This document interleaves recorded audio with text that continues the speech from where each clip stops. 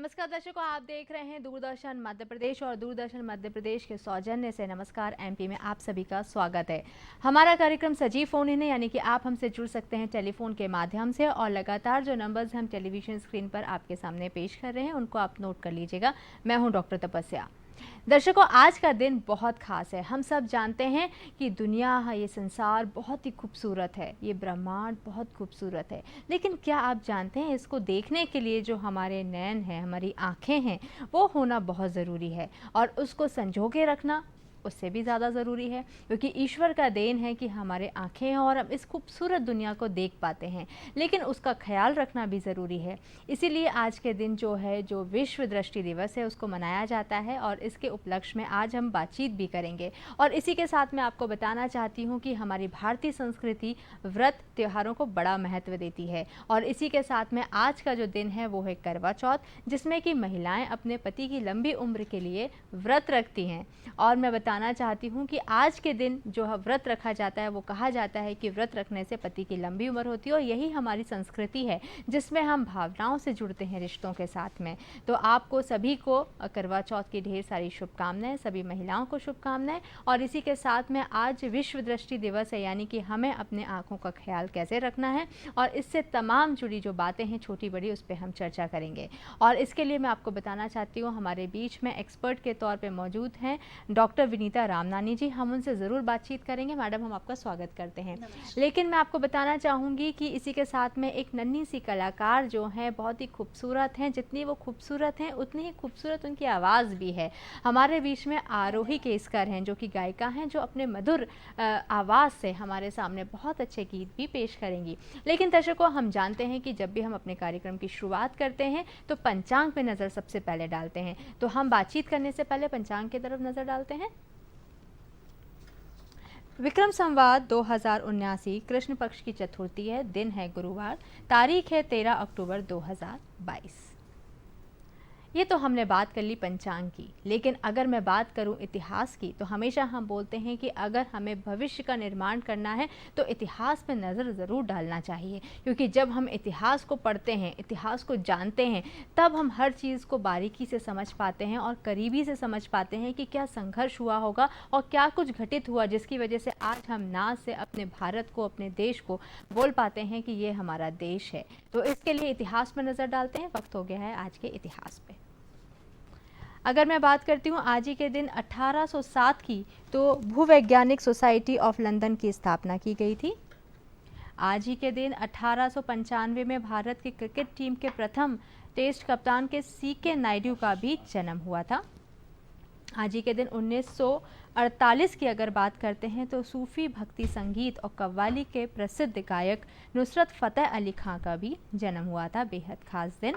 इसी के साथ में 1988 की बात करते हैं तो अमेरिका ने नोवाडा में परमाणु परीक्षण किया था। और बहुत ही ख़ास दिन आज के, उसमें बहुत ही ख़ास चीज़ मैं आपके सामने बताना चाहती हूँ कि 1999 में अटल बिहारी वाजपेयी जी ने भी तीसरी बार भारत के प्रधानमंत्री बने थे। वो भी दिन आज का खास था। इसी के साथ में ये हमने इतिहास पर नज़र डाली थी, पन्नों को पीछे पलटा था। लेकिन अब हम बात करते हैं आज के वर्तमान की। आज के वर्तमान यानी कि आज के हमारे भावनाएँ, आज के हमारे विचार जो हमारे भविष्य का निर्माण करते हैं। तो अगर मैं बात करूँ, क्योंकि हम सब जानते हैं अटल बिहारी वाजपेयी जी के जो मार्गदर्शन रहा है उसको अगर हम अपनाते हैं तो अपने जीवन में ज़रूर सफल होंगे। और आज का दिन उनके लिए भी खास, हम सब के लिए भी खास। तो आज का जो विचार हमारे सेगमेंट में जो मैंने लिया है वो हमने माननीय अटल बिहारी वाजपेयी जी का ही है, जो मैं आपके सामने पेश करती हूँ। मनुष्य को चाहिए कि वो परिस्थितियों से लड़े, एक स्वप्न टूटे तो दूसरा गढ़े। कितनी खूबसूरत सी बात उन्होंने 2 लाइन में कह दी कि अगर आपका एक सपना टूट जाता है तो हार नहीं मानना है, डटकर खड़े रहना है और भी बेहतर सपने की तरफ अग्रसर होना है और बेहतर सपना देखना है और उसको पूरा करने के लिए जुट जाना है। और तभी हम बोलेंगे कि हम अच्छे चरित्र का निर्माण कर पाएंगे और हम भागीदारी भी निभा पाएंगे हमारे अच्छे समाज के निर्माण के लिए और राष्ट्र के निर्माण के लिए। और उससे भी ज़्यादा ज़रूरी होता है व्यक्तिगत निर्माण, क्योंकि अगर हम खुद के निर्माण की बात करते हैं तो विचारों का महत्व बहुत ज़्यादा होता है।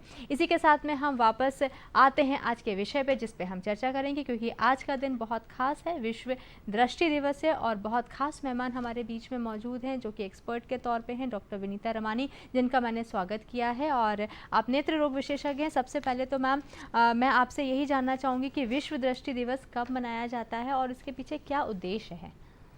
देखिए, वर्ल्ड साइट डे यानी विश्व दृष्टि दिवस पूरे वर्ल्ड में हर बार अक्टूबर के सेकेंड थर्सडे को मनाया जाता है। तो दिन तय है कि हमें गुरुवार को मनाना है और इसके पीछे का जो उद्देश्य है वो है लोगों को आँखों के बारे में और आँखों की बीमारियों के बारे में अवेयर करना। अगर वो जानेंगे कि ब्लाइंडनेस के क्या कॉजेज़ हैं और उसको हम किस तरीके से प्रिवेंट कर सकते हैं, उनका निवारण कैसे कर सकते हैं, किस तरीके से हमको समय रहते आँखों की जांच करवाना चाहिए, न केवल इतना कि ये पूरे विश्व में फैले, बल्कि हमारा ध्यान उन लोगों की तरफ भी जाना चाहिए जो अनफॉर्चुनेटली किसी न किसी वजह से किसी आंखों की बीमारी से परेशान हैं या वो अंधत्व से शिकार हैं। तो कहीं ना कहीं हमको एक ऐसा प्रोग्राम या ऐसा एक चीज़ निर्धारित करना चाहिए जिससे कि इन अनफॉर्चुनेट लोगों के लिए हम कुछ अच्छा कर सकें, लोगों को उनके बारे में बताया जाए कि उनको वो किस तरीके से मदद कर रहे हैं और नेशनल और इंटरनेशनल लेवल पे हम इस तरीके के कुछ आयोजन करें जिससे कि उनकी इन तकलीफ़ों को हम कम कर सकें या उनके लिए एक जीवन बेहतर बनाया जाए। बहुत अच्छी बात आपने बताई। उद्देश्य जो आपने बताया वो बहुत खास है और इसीलिए आज हम यहाँ पर जो बातचीत कर रहे हैं वो भी यही कारण है कि हम लोगों को ज़्यादा से ज़्यादा अवेयर कर सकें और उनके जो नेत्र हैं वो अपना ध्यान रख सकें उन सब। और इसी के साथ में मैंने जैसे आपको बताया था कि मेहमान के तौर पे एक बहुत ही सुंदर सी हमारे बीच में गायिका हैं आरोही केसकर। मैं सबसे पहले तो आपसे बातचीत करना चाहूँगी आरोही, क्योंकि आप इतने यंग हो, इतने ब्यूटीफुल हो, इतने आप पढ़ाई में भी बहुत अच्छे हो, आपका कैसे रुझान जो है सिंगिंग की तरफ गया? मेरा बचपन से, मतलब मेरे को बचपन से ही सिंगिंग बहुत ज़्यादा पसंद है। मैंने सिंगिंग को मैं बचपन से, मेरे पापा मुझे सिखाते थे, मेरे पापा मेरे गुरु हैं, तो मेरे पापा मुझे सिखाते थे। मुझे बचपन से लगता है यार पापा के जैसा बनना है, पापा के जैसा गाना है, पापा के जैसा मुझे स्टेज पे चढ़ना है। हर बेटी को लगता है कि उसे अपने पापा की तरह बनना है क्योंकि वही उनके ड्रीम हीरो होते हैं और वो उन्हीं को ही फॉलो करती हैं। बहुत अच्छी बात है आरोही। लेकिन मैं आपसे और भी बातचीत करेंगे, लेकिन सबसे पहले एक कोई ऐसी गाना या भजन हो जो आपके सबसे करीबी हो दिल के, जो आप हमेशा गुनगुनाते रहते हैं। हम चाहेंगे कि वहाँ से आप अपने गाने की शुरुआत करें आज। चलिए करते हैं।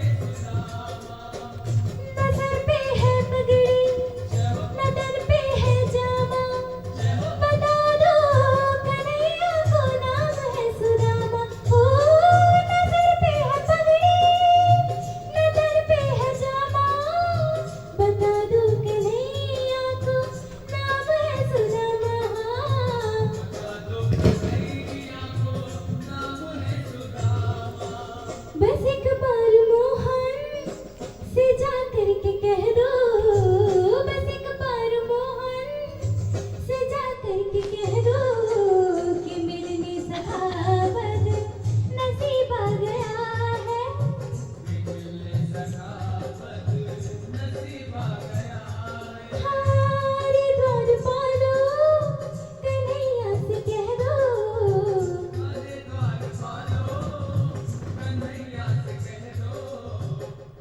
वाह! बहुत ही खूबसूरत आवाज़ और बहुत ही खूबसूरत जो भजन है, मुझे लगता है कि माहौल जो है वो बिल्कुल ऐसा हो गया था कि एक दोस्ती जो होता है कृष्ण जी और सुदामा की, वो यहाँ पे पूरी तरीके से दर्शा दी गई है और बहुत ही खूबसूरत आवाज़ में आपने पेश किया।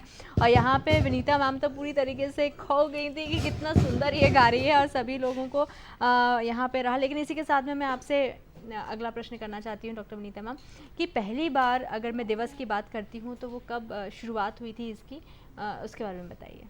ये 2000 से शुरू हुए हैं और हर साल इसका एक कोई ना कोई थीम रहता है और उस थीम के अकॉर्डिंगली काम किया जाता है। 2021 में भी लव योर आइज़ थीम रखी गई थी और इस बार भी उस थीम को रिपीट किया गया है। लव योर आइज़ जो है वो एक इतनी अच्छी थीम है जिससे कि बड़े अच्छे से हम इसको कनेक्ट कर पा रहे हैं कि हमें कहीं ना कहीं अपनी आँखों को प्यार करना है, आँखों का ख्याल रखना है और इस सुंदर नज़ारे को देखना है। तो लव योर आइज़ इस बार की थीम है, बिल्कुल उसके पीछे यही है कि हम अपनी आँखों से प्यार करें।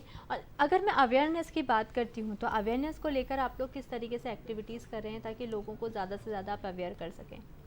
देखिए, मुझे कहीं ना कहीं लगता है कि हम आँखों को इग्नोर करते हैं जबकि ये मनुष्य शरीर का सबसे महत्वपूर्ण अंग है और बहुत सेंसिटिव भी है और इसके केयर के लिए हम को शरीर को स्वस्थ रखना पड़ेगा क्योंकि एक स्वस्थ शरीर में ही अच्छी और स्वस्थ आँखें बसती है।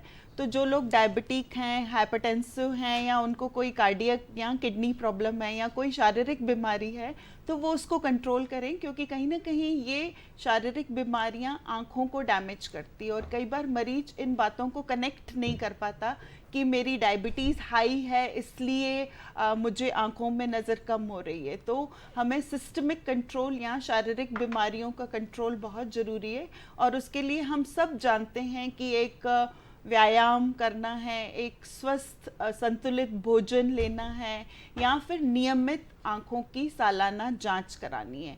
नॉर्मली हम सोचते हैं कि अभी हमें कोई आँखों में तकलीफ़ नहीं है तो हम क्यों आई टेस्ट कराएं, जबकि हमें रूटीनली साल में एक बार, चाहे वो बच्चा हो, जवान आदमी हो या बूढ़ा हो, उनकी एक सालाना आँखों की जांच करानी चाहिए क्योंकि कई बार कुछ ऐसी बीमारियां पकड़ाई में आती है जिनके प्रारंभिक कोई भी लक्षण नहीं होते हैं।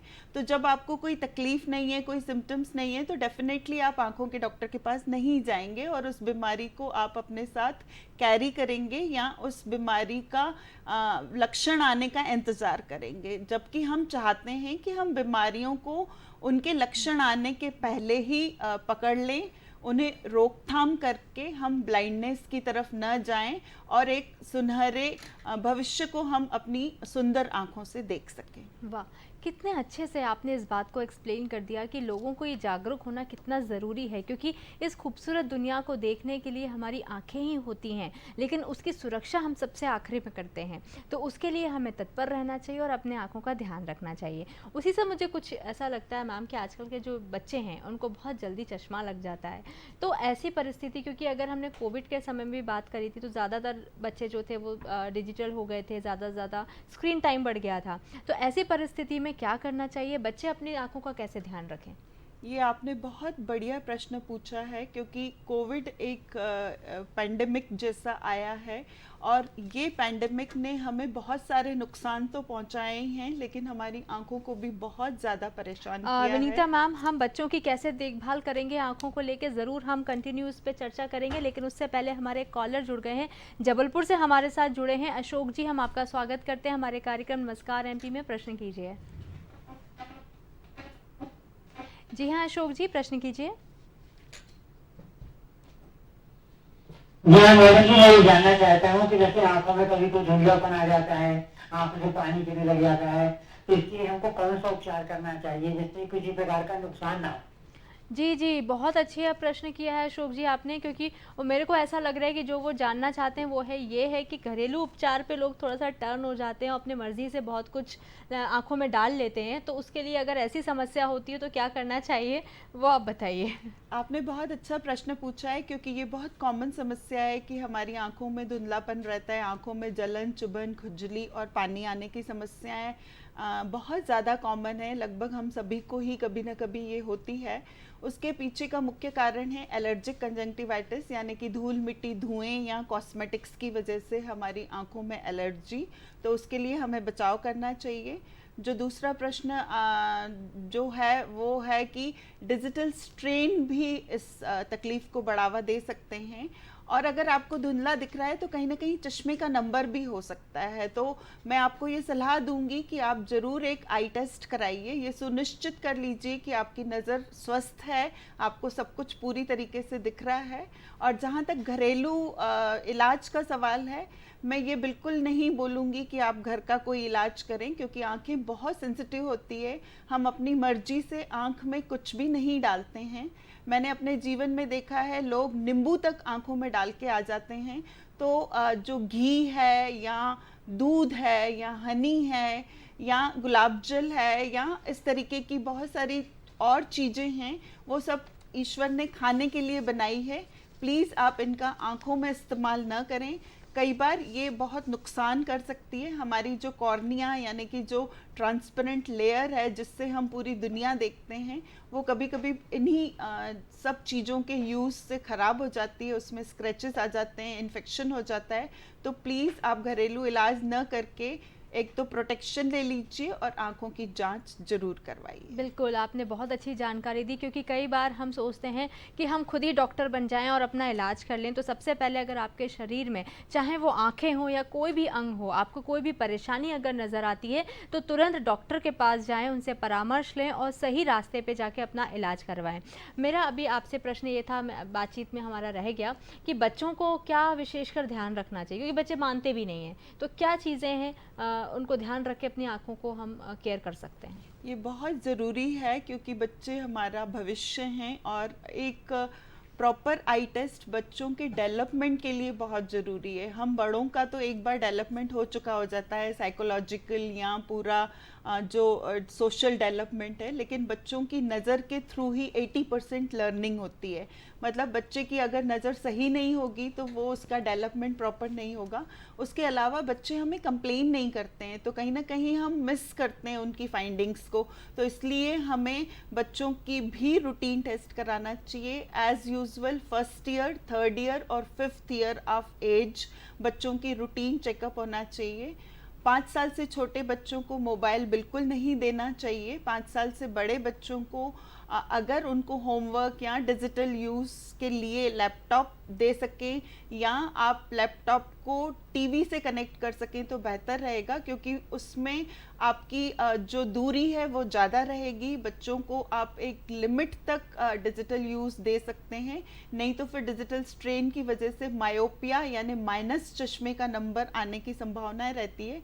और जैसा कि मैं जिक्र कर रही थी कि कोविड पेंडेमिक के साथ में मायोपिया पेंडेमिक भी हो रहा है। मतलब बच्चों को माइनस के चश्मे के नंबर्स बहुत अर्ली एज में लग रहे हैं, और जिन लोगों को चश्मा है उनका नंबर बहुत तेजी से बढ़ रहा है। बिल्कुल बिल्कुल, बहुत अच्छी जानकारी आपने यहाँ पर दी। और इसी के साथ में दर्शकों मैं आपको बताना चाहती हूँ, आज का दिन जो है international day for disaster risk reduction के लिए भी समर्पित है। तो इसके लिए आज हम बातचीत करने जा रहे हैं। हमारे बीच में जुड़े हुए हैं संतोष कुमार जाट जी, जो कि कमांडेंट हैं SDRF के। आइए हम उनसे बातचीत करते हैं। जी नमस्ते संतोष जी। यहाँ पे आज जैसे कि हम जानते हैं कि international day for disaster risk reduction day है, तो उसके लिए जो डिज़ास्टर्स होते हैं, आपदाएं आती हैं, उसको बचाने के लिए क्या खास चीज़ें होती हैं, उसके बारे में आप बताइए। मैं अपने के सभी सुधी श्रोताओं दर्शकों को मैं बताना चाहता हूँ कि आज 13 अक्टूबर है और विश्व स्तर पर ये अंतर्राष्ट्रीय आपदा जोखिम न्यूनीकरण दिवस मनाया जाता है। और जैसा कि अपन जानते हैं, आपदाएं 2 प्रकार की होती हैं, जिसमें एक तो होती है मानव निर्मित आपदा और दूसरी होती है प्राकृतिक आपदाएं। तो जो प्राकृतिक आपदाएं हैं वे तो मनुष्य के ऊपर बहुत अधिक प्रभावी होती है। हमारे जनजीवन को, हमारे वातावरण को और हमारे जीवन समाज को बहुत बड़े स्तर पर प्रभावित करती है। उसमें मुख्य मध्य प्रदेश की अगर हम बात करें तो यहाँ मुख्य रूप से बाढ़ सबसे प्रमुख हमारी वो है। और बाढ़ के रूप में अगर हम देखें तो 8-10 हमारी मुख्य नदियां हैं, जिसमें नर्मदा की है, चंबल है, बेतवा है, काली सिंध है, तवा है, टोंक है, केन नदी है। तो इन नदियों के किनारे जो लोग रहते हैं, तो जहाँ नदियां हमारी जीवन रेखा है, लेकिन अभी देखा आपने वर्षा ऋतु के समय भारी स्तर पर इसमें बाढ़ और ये हुई थी। इसमें हमारी जो होमगार्ड और एसडीआरएफ की जो टीम थी, उन्होंने हजारों लोगों की जानें बचाई और जो लोग पानी के बीच में फंसे हुए थे, जल के बीच में फंसे हुए थे, उन लोगों को सुरक्षित निकाला। तो हमें ये देखना होगा कि सरकार, शासन तो अपने स्तर पर प्रयास करती है, राज्य शासन का संकल्प है कि आपदा मुक्त समाज हो, लेकिन हमें इसके जोखिम को न्यून करने के लिए समाज को भी आगे आना होगा। जैसे कि अपने हम जापान की बात करें, जापान में छोटे छोटे जो बच्चे होते हैं, उनको ये पता होता है कि भूकंप से हमें कैसे बचना है, भूकंप आए हमें तो क्या करना है। उन्हें इवेक्यूएशन उनका प्लान उनको पहले से ट्रेनिंग दी जाती है। अगर भूकंप आता है तो वहाँ छोटे जो बच्चे होते हैं वो जीने से नहीं उतरते, वो बाहर से रस्ते बनी होती है, उनके मकान इस प्रकार से बने होते हैं।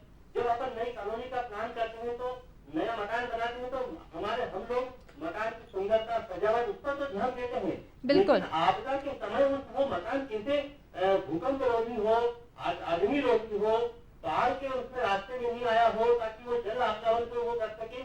ये सब चीजें हम लोग जब देखने लगेंगे, जब सोसाइटी इस बात को महसूस करेगी, समझेंगी, तो आपदा का जोखिम न्यूनीकरण होगा। मतलब सरकार भी इसमें कोशिश करे और समाज भी मतलब ये चेतना जागृत हो। इसीलिए विश्व स्तर पर ये आपदा जोखिम न्यूनीकरण दिवस मनाया जाता है। जी बिल्कुल संतोष जी, आपने बहुत अच्छी जानकारी दी। इसी के साथ में मैं ये भी जानना चाहती हूँ कि जब भी हम बात करते हैं किसी भी आपदा की, तो उससे पहले एक अपनी तैयारी होती है, लेकिन अगर मैं बात करूँ जब हम मकान बनवाते हैं, बिल्डिंग बनवाते हैं, मल्टी स्टोरी बिल्डिंग बनती हैं, तो क्या उसमें भी कुछ जाँच पड़ताल होती है कि कोई भी अगर आपदा आए तो कम डेंजर जोन में वो लोग रहें और लोगों की जान बच सके?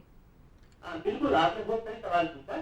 इसमें 2-3 चीजें हैं। जैसे कि एक तो अपन ये देख सकते हैं कि भूकंप रोधी मकान हो, वो भूकंप का केस है। जैसे हमारा जो नर्मदा घाटी का जो क्षेत्र है, नर्मदा वैली है, वो भूकंप के अधिक डेंजर जोन में आता है। बाकी जो दूसरा जो एरिया है वो सेफ साइड में है। दूसरा अग्नि का जो है, तो अग्नि फायर प्रूफ, फायर सेफ्टी का उसमें कुछ पर्याप्त साधन है कि नहीं, ये देखना है। दूसरा, आजकल नदियों के किनारे, तालाब और छोटे छोटे नालों के किनारे लोग मकान बनाने लगे हैं, और फिर उनके जब पानी घुसता है तो फिर हाहाकार मचता है। तो ये सब चीजें हमें पहले से देखनी होगी, और सरकार की गाइडलाइन भी इस प्रकार की है, लेकिन हम उसको अनदेखा करते हैं और बाद में हमें खुद मुसीबत उठानी पड़ती है। तो इन सब चीजों का अगर अपन समय लेते ध्यान रखें, और हमारी आजकल तो शासन ने, राज्य सरकार ने सिलेबस में भी आपदा न्यूनीकरण को और आपदा से जोखिम से लड़ने के लिए सिलेबस में रखा है। और भी सब चीजें अगर अपन इसको ध्यान में रखें, तैरना हमें आना चाहिए। हमें अग्नि, अगर जैसे गैस चूल्हा है, एलपीजी का सिलेंडर है, तो वहाँ छोटी जो चीजें हैं कि अगर वहाँ आग की अगर इस प्रकार की दुर्घटना होगी तो गृहिणियों को किस प्रकार से सुरक्षा रखनी चाहिए। तो ये छोटी सावधानी अगर अपन रखते हैं तो परिवार को बड़ी मुसीबत से हम बचा सकते हैं। और यही उद्देश्य ये दिवस का मनाने का 13 अक्टूबर है। तो इसीलिए मनाते हैं कि ताकि लोगों में चेतना, जागृति आए, और किसी प्रकार की मुसीबत परिवार के ऊपर नहीं आए। और सरकार का भी यही इसमें रोल है। मतलब बिल्कुल बिल्कुल, हमारे साथ में कमांडेंट एसडीआरएफ से संतोष कुमार जाट जी जुड़े थे। आपने बहुत अच्छी जानकारी दी, उसके लिए बहुत बहुत धन्यवाद। इसी के साथ में आज जो हम चर्चा कर रहे थे उस पर हम वापस से डॉक्टर विनीता मैम आपसे जानना चाहते हैं कि अगर मैं बात करती हूँ कि कौन कौन सी समस्याएं आँखों की होती हैं और उसके लिए हमें क्या सावधानियां रखना चाहिए, वो भी हम जानना चाहेंगे। ये बहुत अच्छा प्रश्न किया, क्योंकि हम जब आँखों को जानेंगे कि आँखें कैसी होती है, तभी हम समझ पाएंगे कि ये बाहर कॉर्निया हैं, इसके बाद यहाँ एक लेंस होता है, ये रेटिना होता है, और ये देखने वाली नस होती है। तो हमारी समस्याएं कॉर्निया को, लेंस को, रेटिना को और ऑप्टिक नर्व को डैमेज करती है। अगर ऑप्टिक नर्व डैमेज हो गई, मतलब आप समझो कि आपकी ट्यूबलाइट का वायर ही कट गया, तो फिर वो जैसे ट्यूबलाइट नहीं जलेगी, रूम में अंधेरा रहेगा, वैसे ही आपके जीवन में भी अंधेरा हो जाएगा। इसलिए हमें ऑप्टिक नर्व यानी कि ये देखने वाली नस की सुरक्षा करना बहुत ज़रूरी है। जो रेटिना है वो डायबिटिक रेटिनोपैथी एक बीमारी होती है। हाई शुगर की वजह से पर्दा कमज़ोर हो जाता है, उसमें खून के धब्बे आ जाते हैं, तो वो भी एक समस्या बड़ी हो जाती है। ब्लड प्रेशर में ये ब्लड वेसल्स फट जाती हैं तो ब्लीडिंग हो जाती है पेशेंट को। उम्र के साथ में ये जो हमारा ट्रांसपेरेंट लेंस होता है, जो क्लियर लेंस होता है, ये ओपेक हो जाता है और इसके ओपेक होने की वजह से थ्रू एंड थ्रू विजिबिलिटी खत्म हो जाती है और पेशेंट को धुंधला दिखने लगता है।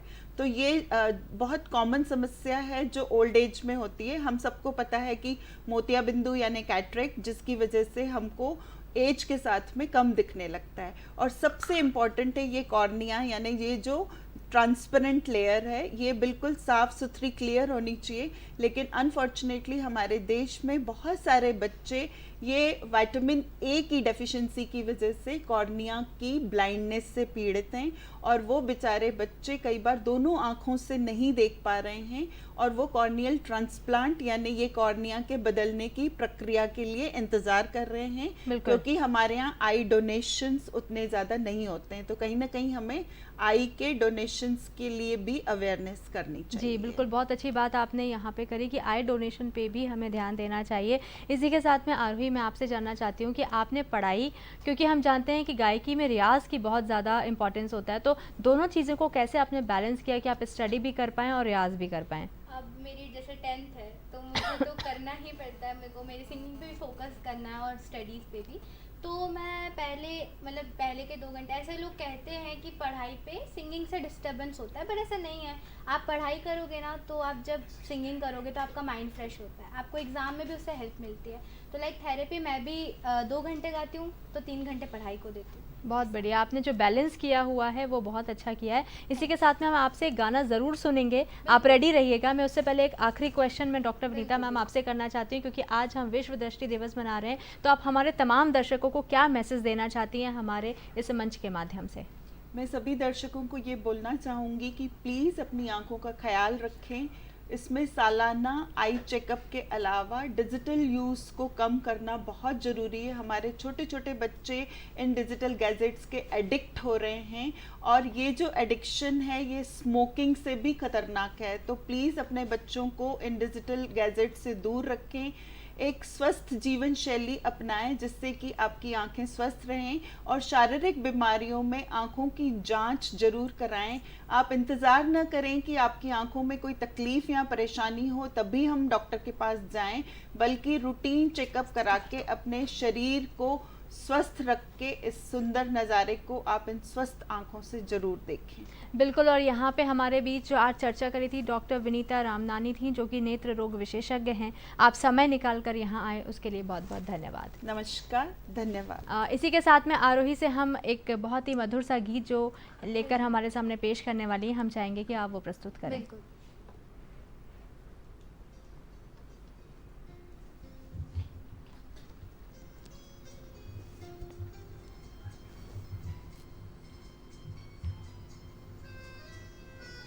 ये समा है ये प्यार का, किसी के इंतजार का, दिल ना चुराने कहीं मेरा मौसम बहार का। ये समा है ये प्यार का, किसी के इंतजार का, दिल ना चुराने कहीं मेरा मौसम बहार का।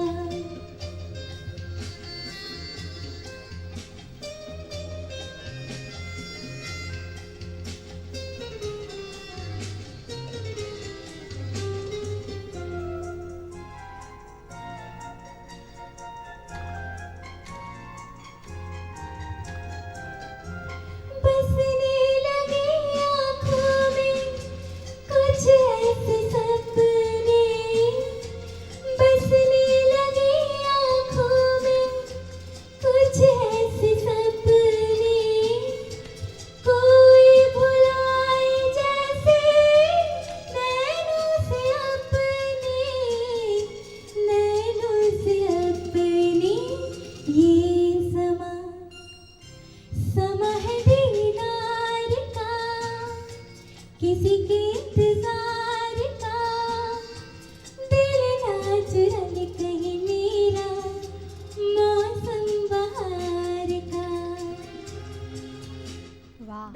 बहुत ही खूबसूरत यहाँ पे आपने गाना पेश किया और इतनी अच्छी आवाज़ है आपकी कि लगता है कि उसको सुनते ही चले जाओ। लेकिन यहाँ पे हम और सुनेंगे, लेकिन मैं आपको बताऊंगी कि अगला सेगमेंट जो हमारे नमस्कार एमपी का है वो है पर्यटन, जिसमें हम आपको दर्शन कराने वाले हैं महाकाल जी के। और यहाँ पर जो महाकाल जी की हम बात करते हैं तो वैसे तो कहा जाता है कि सावन में विशेषकर पूजा होती है, लेकिन सर्वप्रथम अगर बात करते हैं तो महाकाल की अगर पूजा की जाती है तो मैं कहूँगी कि सारे पापों का नाश होता है। तो आइए हम दर्शन कराते हैं यहाँ पे आपको महाकाल जी के।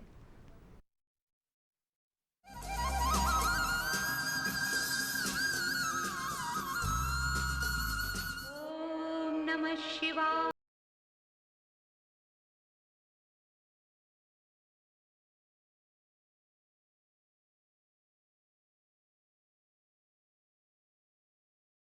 गतिश्चैव सुनिर्मला उज्जैनियां विशालाक्षी वासः कस्या न रोचयेत।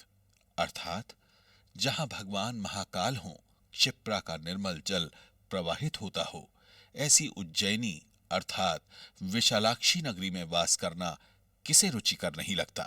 भारत के हृदय स्थल मध्य प्रदेश के मालवांचल में क्षिप्रा नदी के तट पर समुद्र सतह से 492 मीटर की ऊंचाई पर बसा उज्जैन विश्व प्रसिद्ध तीर्थ स्थल है। उज्जैनी, उदेनी व उज्जैनी के नाम से प्रसिद्ध इस पवित्र नगरी का उल्लेख पुराणों में भी मिलता है। उज्जैनी की गणना 7 मोक्ष देने वाली पुरियों में भी की जाती है। अयोध्या, मथुरा, माया, काशी, कांची, अवंतिका, पुरी, द्वारावती चैव सप्तैता मोक्षदायिका।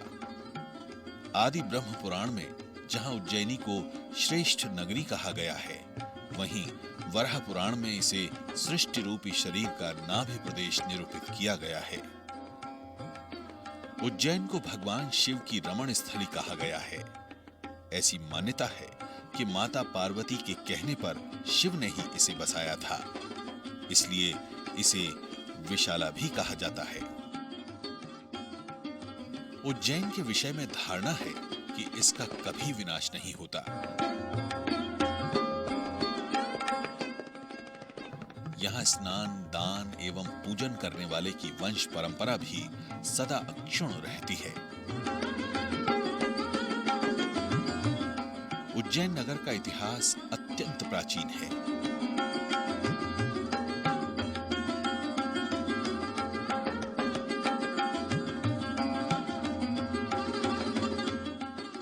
स्कंद पुराण के अनुसार अवंती के देव अध्यक्ष ने त्रिपुरी के राज्याध्यक्ष पर विजय पा लेने पर इस नगरी का नाम उज्जैनी कर दिया था।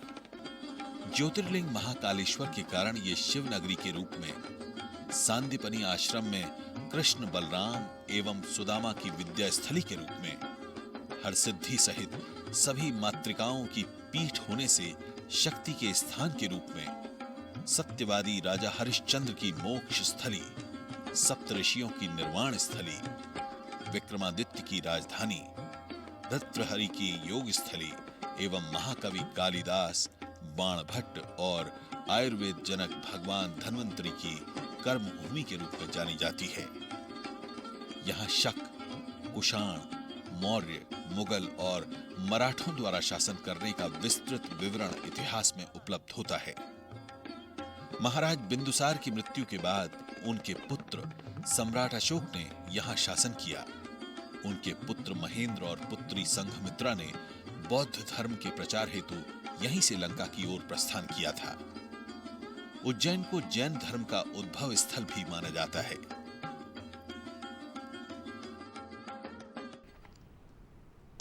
यहाँ पे महाकाल के दर्शन के साथ में हम वापस आ गए हैं उस सेगमेंट की तरफ जिसमें हम बहुत ही खास शख्सियत से आपसे मिलवाने वाले हैं। बहुत ही खास एक्सपर्ट हैं जिनसे हम बातचीत करने वाले हैं, क्योंकि उनका जो जीवन है कहीं ना कहीं समर्पित हो गया है समाज की सेवा के लिए। तो आइए हम आज मुलाकात करते हैं आपके श्री लोकचंद जानियानी जी से, जो कि मैनेजिंग ट्रस्टी हैं सेवा सदन आई हॉस्पिटल भोपाल में। सर, हम आपका स्वागत करते हैं हमारे कार्यक्रम में। जैसे कि हम आपके बारे में जानते हैं कि आपने अपनी नौकरी को छोड़ के आपने अपना जीवन जो है समाज की सेवा के लिए समर्पित कर दिया है। तो वो एक रास्ता जो आपने लिया है उसके पीछे क्या आपका उद्देश्य था कि मेरे को अपना सब छोड़ के समाज के लिए करना, वो भी आय को लेकर ही क्यों?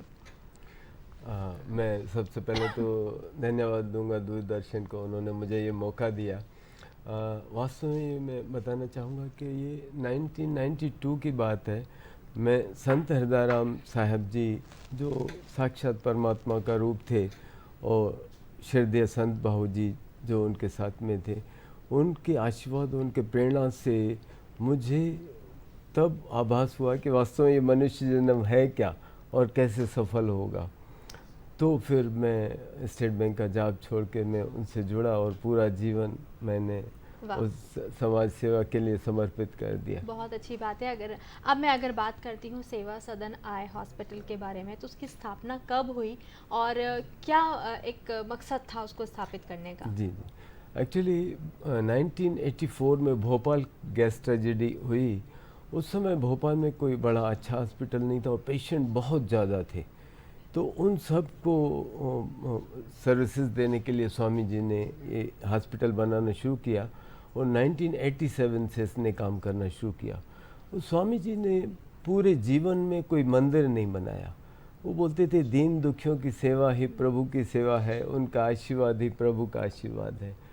तो वो रोगी को रोगी नहीं भगवान के रूप में वो सेवा करते थे। तो हमारे जो हर दिन फ्री कैंप्स होते हैं, मतलब 200 किलोमीटर मध्य प्रदेश की 200 किलोमीटर की पेरीफेरी में हर दिन फ्री कैंप्स होते हैं और सर्जरीज होती है। और 3 दिन उसको वहाँ जिन विलेजेस में रहते हैं वहाँ से उनको लेके आते हैं हम अपनी गाड़ियों में, 3 दिन हॉस्पिटल में रखते हैं। उनका बहुत मतलब भावना से सेवा होती है उनकी, उनका सर्जरी होती है कैटरेक्ट की या जो भी उनकी प्रॉब्लम है आंखों से रिलेटेड, तो उनको सेवा, उनको भोजन, उनका रहना सारी व्यवस्थाओं के साथ करके वो खुश हो के इतने खुश होते हैं, बोलते हैं हमारे बच्चों ने आज तक ऐसी सेवा नहीं की है जैसी हमारी यहाँ सेवा होती है। जी। तो बहुत दुआएं लेके जाते हैं। बिल्कुल। और भी क्या सेवाएं आपके सेवा सदन दे रहे हैं उसके बारे में हम ज़रूर चर्चा करेंगे, लेकिन उससे पहले आरोही से हम कुछ अच्छा सा गीत सुनना चाहेंगे, क्योंकि हम जानते हैं कि आज का दिन जो है करवा चौथ है और पति पत्नी का जो एक रिश्ता होता है बहुत ही भरोसे और वादे पे टिका होता है। तो आप उनको डेडिकेट करने के लिए एक कौन सा गीत पेश करना चाहेंगे? आज जैसे सभी लेडीज़ अपने पति देव के लिए रेडी होंगे, तो उनके लिए ही, सबके लिए सजना है मुझे सजना के लिए। बिल्कुल।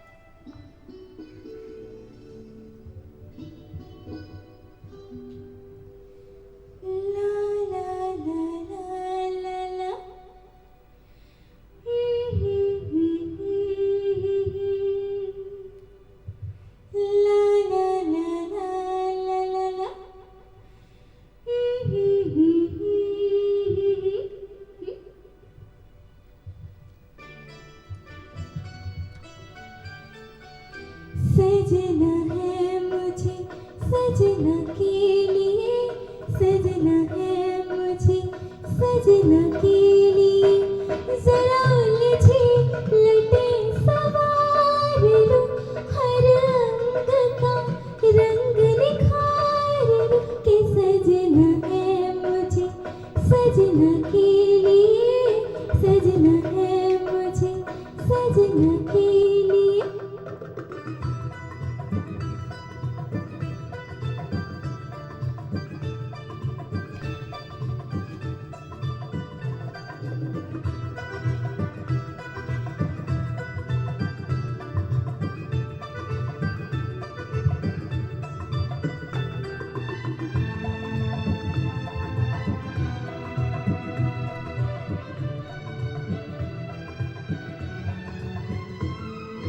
पानी पड़े तन पे तो शोला निकले, जाने कैसे आंगन में बदन जले।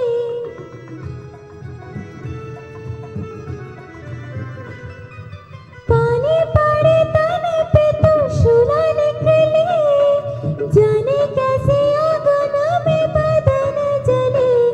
दिन भर की थकन उतार लूं, हर अंग का रंग निखार लूं, कि सजना है मुझे सजना के लिए, सजना है के लिए।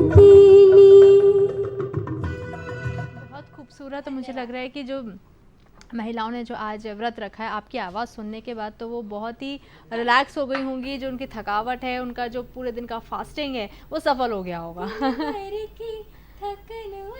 वाह, बहुत ही खूबसूरत। और जो आपका अदाएं हैं, जिस तरीके से आप अपने गाने को पेश करती हैं आरोही, बहुत ही खूबसूरत है यहाँ पे।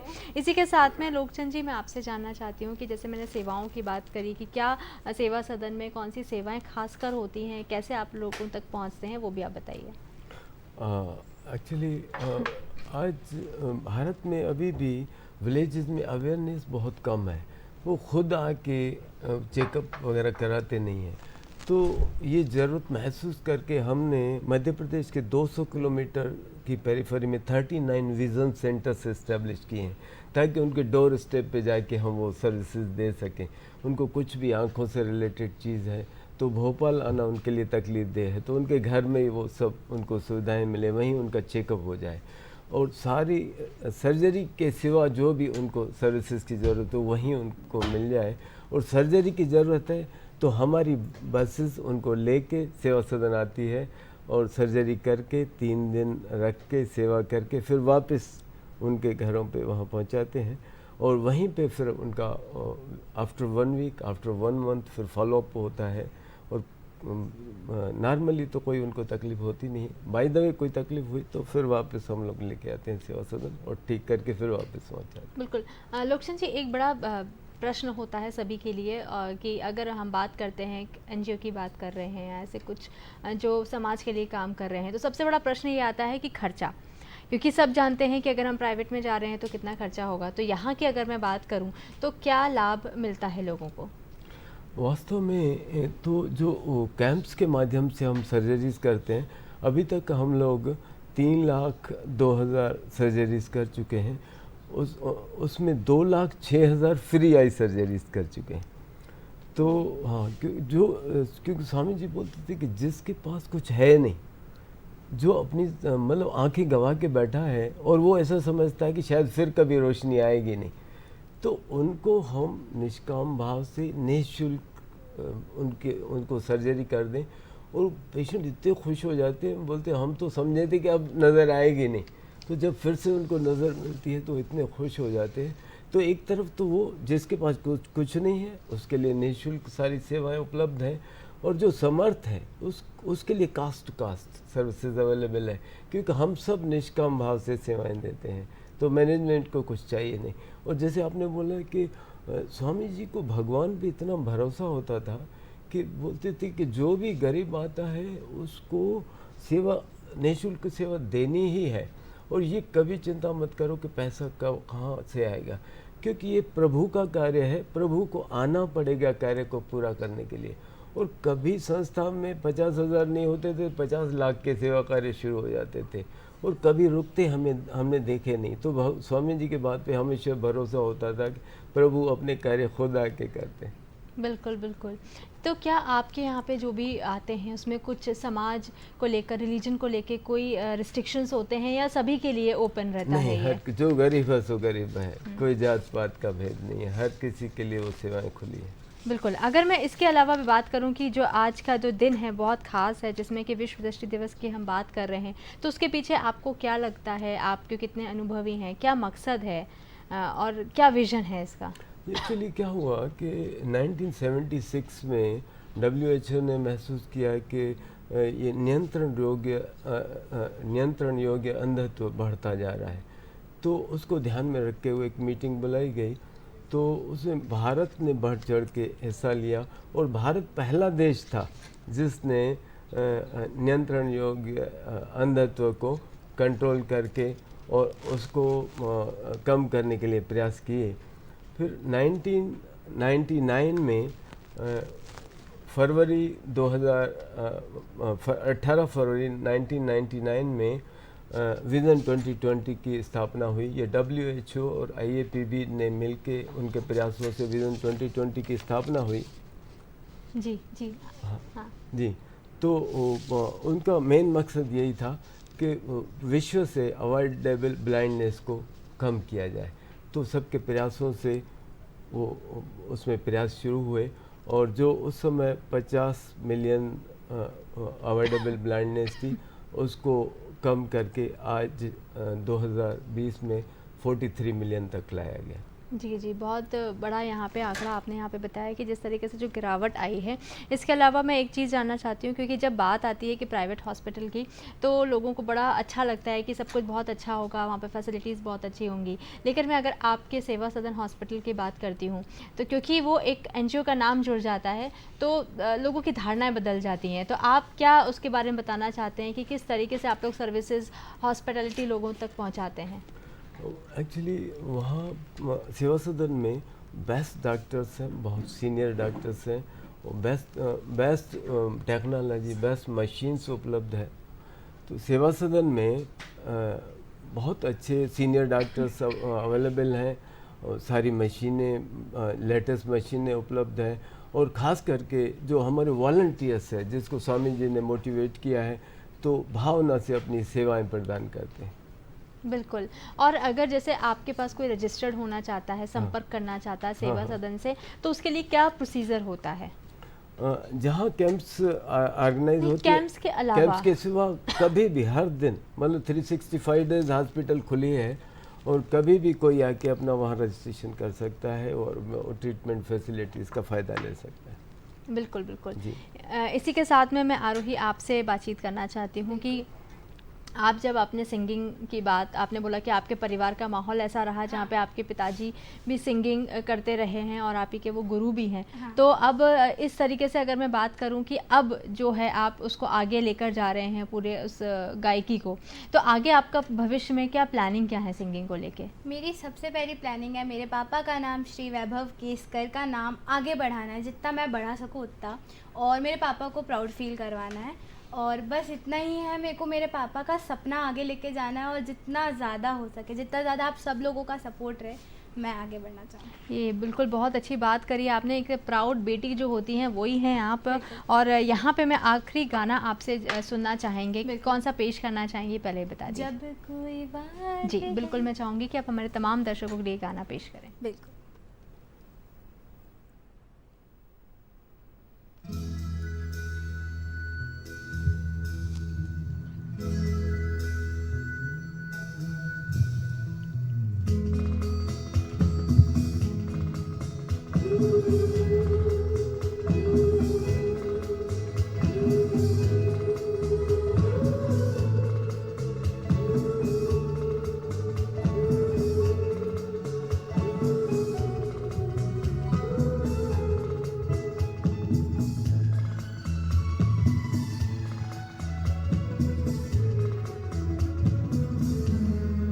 जब कोई बात बिगड़ जाए, जब कोई मुश्किल पड़ जाए, तुम देना साथ मेरा ओ हमनवा। जब कोई बात बिगड़ जाए, जब कोई मुश्किल पड़ जाए, तुम देना साथ मेरा ओ हमनवा। न कोई है न कोई था जिंदगी में तुम्हारे सिवा, तुम देना साथ मेरा ओ हमनवा। तुम देना साथ मेरा ओ हमनवा।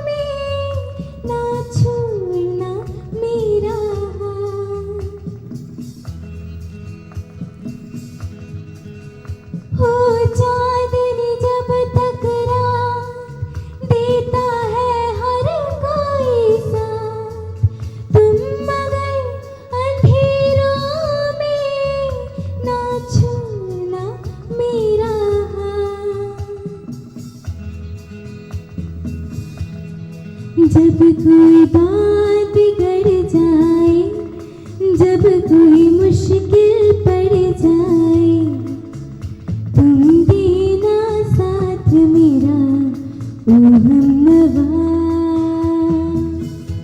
न कोई है न कोई था जिंदगी में तुम्हारे सिवा, तुम देना साथ मेरा ओ हमनवा। वाओ, कितना ब्यूटीफुल आपने इसके शब्द ही इस गाने के इतने टची हैं कि मुझे लगता है कि जितने भी दर्शक अभी सुन रहे होंगे सब साथ साथ में गाने भी लगे होंगे, क्योंकि मेरा भी मन कर रहा था कि मैं गाऊं, लेकिन इतनी मधुर आवाज़ के सामने हमारी आवाज़ तो कहीं लगती ही नहीं है, तो हम खामोशी से बैठे रहे। लेकिन हाँ, वाकई इतनी सुंदर आवाज़ में जो आपने एक वादे की जो बात करी है, बहुत ही सुंदर आरोही। और हमारी दूरदर्शन की टीम आपको बहुत सारी शुभकामनाएँ देती है, आपके भविष्य के लिए बहुत सारी शुभकामनाएँ देती है। और इसी के साथ में मैं आपसे जानना चाहती हूँ सर, सेवा सदन की जब हम बात कर रहे हैं तो आपने बताया कि जिस तरीके से फैसिलिटीज़ वहाँ मिल रही हैं, अगर वहाँ पे कोई कांटेक्ट करना चाहता है और दूर दराज गांव में रहता है तो वो कैसे आपसे संपर्क करे? अगर कैंप नहीं है वहाँ अवेलेबल नहीं लग पा रहा है तो वो कैसे संपर्क कर सकता है? हमारे 39 विजन सेंटर्स हैं पूरे पेरिफेरी में, तो उनके गांव में ही है या गांव के आसपास है तो वहाँ जाके वो संपर्क कर सकते हैं। बिल्कुल। अपॉइंटमेंट के लिए क्या बहुत लंबी कतार रहती नहीं, है, बिल्कुल वेट नहीं करना है। पड़ता है? बिल्कुल वेटिंग नहीं है, जिस दिन वो आए, जब आएगा वो सर्विसेज अवेलेबल है। बिल्कुल। मैं आखिरी मैसेज चाहूँगी कि आप हमारे तमाम दर्शकों को क्या मैसेज देना चाहते हैं हमारे दूरदर्शन के मंच के माध्यम से? मैं बस ये मैसेज दूंगा कि नेत्र बहुत अनमोल हैं, उनकी केयर करें, समय समय पे चेकअप कराएं, और ख़ास करके इस वर्ल्ड साइट डे पे मैं एक ही प्रार्थना करूंगा कि कुछ पल नेत्र बंद कर महसूस करें नेत्रहीन का दर्द, और जब वो दर्द महसूस करेंगे तो निश्चित ही आप प्रयास करेंगे उसमें अपना सहयोग करने की। तो हम सब मिलके अवॉइडेबल ब्लाइंडनेस को कम करें, यही मेरी सबसे प्रार्थना है। बिल्कुल। और हमारे बीच में लोकचंद जानियानी जी थे जो कि मैनेजिंग ट्रस्टी सेवा सदन आई हॉस्पिटल में कार्यरत हैं। आप समय निकाल कर यहाँ आए उसके लिए बहुत बहुत धन्यवाद और बहुत अच्छी जानकारी आपने हम लोगों को दी। खास करके तपस्या आपका जी, थैंक यू सो मच। और इसी के साथ में हमारे बीच में बहुत ही खूबसूरत आवाज़ की धनी आरोही केसकर थी, जिन्होंने बहुत ही अच्छी अपने गायिका की पेश करके लोगों को बहुत ही लुभाया। उसके लिए आप यहाँ पर आए, उसके लिए बहुत बहुत धन्यवाद। और आपका भी तपस्या दी, थैंक यू सो मच। और इसी के साथ में हमारा कार्यक्रम जो आज बहुत ही सफल रहा, जिसके लिए सभी लोगों ने यहाँ पे जो हमारे कार्यक्रम को देखा उन्होंने एंजॉय भी किया, और बहुत अच्छी जानकारी जो आज हमने साझा करी थी वो ये थी कि विश्व दृष्टि दिवस को लेकर हमें अपने आई से कैसे प्यार करना चाहिए, कैसे उसका ध्यान रखना चाहिए, उसकी समझ जानकारी हमने आप तक पहुँचाई थी। मैं आपको बताना चाहती हूँ कि नमस्कार एमपी जो हमारा कार्यक्रम है वो सोमवार से लेकर शुक्रवार तक आपके बीच में आता है, जो कि समय होता है 12 से 1, यानी कि 12 से 1 के बीच में आप नमस्कार एमपी देखना बिल्कुल मत भूलिएगा, सोमवार से लेकर शुक्रवार तक। आज के लिए बस इतना ही। नमस्कार एमपी में मुझे इजाज़त दीजिए, हम फिर मिलेंगे, तब तक के लिए नमस्कार।